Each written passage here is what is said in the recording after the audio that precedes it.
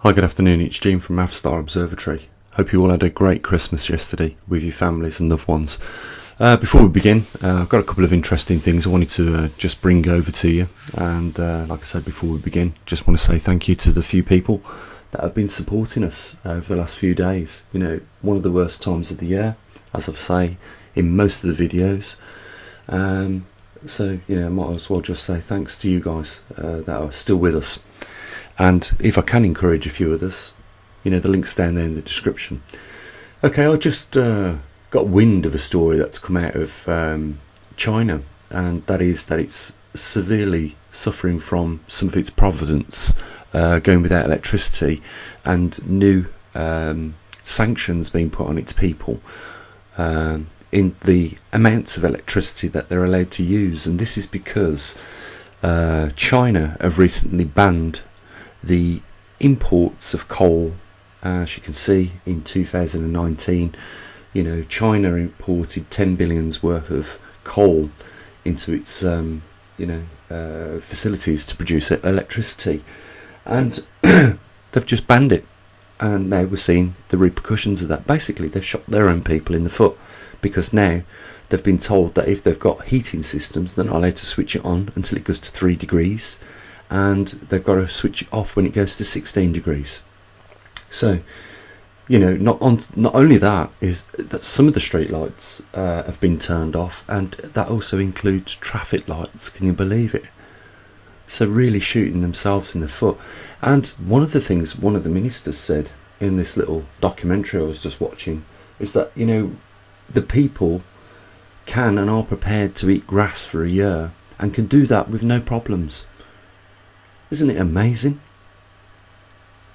In 2021, there is ministers in China that say it's completely fine for the people to eat grass. Isn't that the sort of thing we saw the Nazis doing with the Jews back in 1940s? You know, I say this time and time again, you know, I see with a lot of things being repeated. Same old methods, nothing seems to change. And when pushed to that extremity, you know, what do we do next? We turn to cannibalism. You think not? It weren't even 100 years ago where that behaviour, as I've mentioned time and time again, has happened. When things become a premium like food and it's hard to get hold of, or there are sanctions, embargoes and things like that, people turn to the only thing that they can eat, and that is each other. You know, we've got a lot of problems, guys, that we face in the near future, and one of them is trying to get a group of people to agree on a strategy which is beneficial for all of them. We've got that many armchair politicians. I get them all the time on this channel, and we're only talking 30,000 subscribers, and I'm sure when we really look at the analytics of the channel, I'm sure that there's probably no more than 2,500 people that are active, that come back regularly to watch the videos. So my point is this: it's really hard to get people to agree on a strategy and work together. And we're not just seeing individuals, and I'm sure in your towns, your villages and your countries you see this on a daily basis, but we're seeing it on a political level now. You know, it wasn't just coal that China banned coming in from Australia.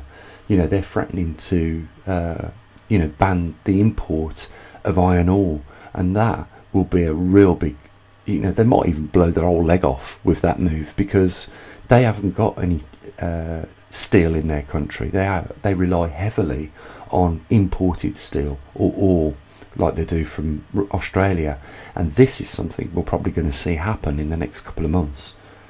And you know, I'm talking about Australia and China and their relationships, but you know, we see the nitpicking taking place all around the world when we see about it. You know, I've heard some people say that they would like to break up the United States into individual states, because some states you know, are bankrupt, and I know people won't like me saying this, but you know, this is just what I've heard from people like Peter Schiff, who's, you know, a reasonable economist, I'd say, and others. Like New York is bankrupt, and I'm not going to mention other states because I don't want people getting angry with me just for pointing out the facts, but I think they know what states they live in and how They run themselves, and whether they're in the green or the red. But the point is, there are some states that are in the green that don't like the fact that other states that they're having to support with tax money are in the red. And, we've seen this even with the UK. And more recently, over the last few days, if you've been following the news, you'll see there are thousands of truck drivers sitting in the cabs waiting to get back across to France and to continue on their journey throughout Europe. And these guys have been left in the cabs with no toilets, no washing facilities, no food, no drink, no fuel, so that they keep the engines running. And this has been happening for over a week now. And nothing was done, pretty much. Nothing was done. And the reason for them not being allowed to go back over the channel was because they had to have a COVID-19 test before they did. And it was nothing short of human rights abuse to do that, to detain people against their will, when they've not committed a crime, and subject them to, sitting in the cab for hours. We have to make a decision in this country. When we arrest someone, we got 24 hours to charge them with a crime. In this case, they hadn't committed a crime, but they was detained because France was holding us hostage. In other words, you get them tested, otherwise they're not coming across the channel. Whether you guys think it's right or wrong, I don't think it's right to leave people in those circumstances for a week. And at a time where, they all wanted to get mainly back home to be with their families and friends for the Christmas holiday. Well, I'll tell you now, some of them are still stuck there in Dover, and they're still stuck all around the country because they've been told not to go there. Only, if they do, they're going to just be making the queues even worse. So, this tit for tat is not just on a local level, it's on a international level as well. These are the problems that we face as a whole, as a species, and these are the problems that are making life very difficult for individuals to participate in this monetary system. Just this year there has been so many people lose their houses, default on the mortgages, so obviously they've lost the property, they've lost the jobs. And because there's such a surplus amount of workforce now, it's very hard for people to get back into work. And it's not just here in the UK, this is something that's took place all around the world. And this is a problem that's not being addressed. And it's largely down to a problem which has outrun its sell-by date. As I've said before, this is the monetary system's problem. What we're doing now is barring people from even accessing the system. If they can't get work, which is usually the means of getting the money to participate in the system, how are they going to get what they need in terms of energy, electric, gas, rent, food and fuel for the car and the car in the first place? How are they going to do it? How are they going to pay for education for their children? And we can keep going and going and going, but the problem is that we are reducing the workforce of the world. We're putting a greater demand on the dwindling land as a result of nature now changing the climate, making matters even worse, and we can't even work together on a solution for some of these problems. And there are solutions, but there is an inability to want to do or participate in these processes where things can be worked out internationally. We are never going to resolve the international crisis at the moment, which is taking place with the pollution in our oceans. And we are not managing, the forestry as we should do. And that's why we see, the Amazon burning away, thousands of tons and, literally probably millions of tons of carbon, in the form of trees. And I'm not concerned about the CO2 going into the atmosphere at all. I don't mind increasing the CO2 because we're at dangerous levels already at 415 parts per million. But this is not going to get any better. Clearly, we're facing worse climatic problems, which is going to reduce the arable growing cropping land of the world, And on top of that, it's making us all bitter and nasty and not want to work with each other.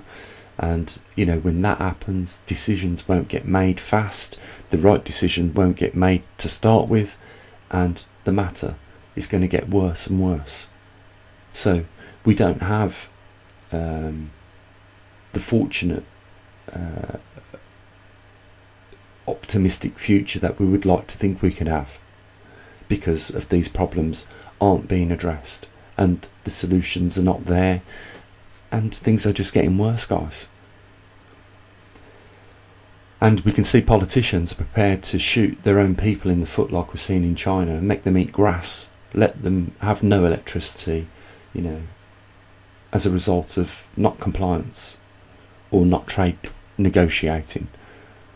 Sanctions is not a negotiative tool, if you ask me. When you impose sanctions, you don't improve any situation. Negotiation's got to be the best way forward. And you would agree with me, I'm sure, sanctions is an act of war in some cases.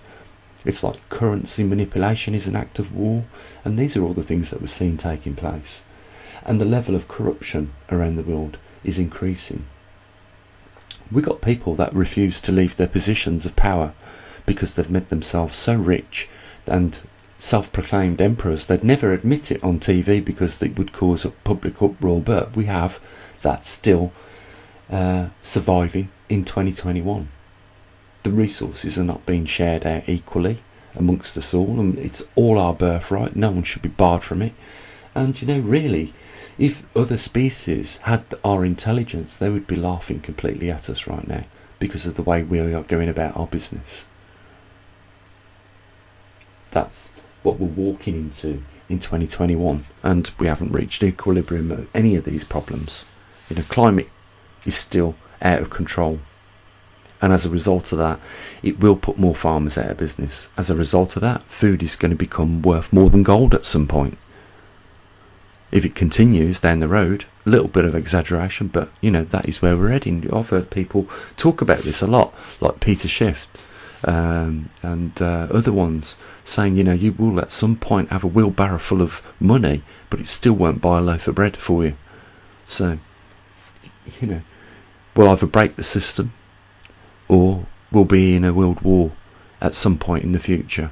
And the bickering that's starting between countries has already begun. It is still, in my view, considered an act of war, sanctions, and we are slapping sanctions on each other left, right and centre, as opposed to working together, coming up with resolutions to resolve some of the crises that we face. And the majority of us as well feel powerless to do anything about it, and we can't anyhow, even if we wanted to. We can't use some of the measures, and I think it's been by design that we can't. We can't go on strike because there aren't no unions like there used to be, where we could protect everyone in the workforce. With the same, if one person gets ill-treated, then we strike until this matter gets resolved. We can't do that no more because the unions have been destroyed over the last 30 years. They're almost non-existent. So, these people running the show are really manipulating it to their benefits.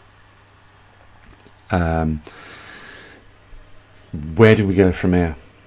How do we put this, right? Or have we just got to sit here and wait for things to get even worse? Have we really got to put ourselves on the precipice of extinction before we decide to work together? We're going to find out.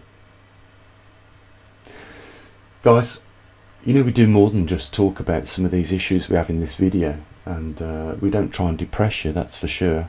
We do try and use scientific methods to bring you data on climate, CO2, volcanism, earthquakes, sunspots and solar activity, as well as the magnetic pole shift.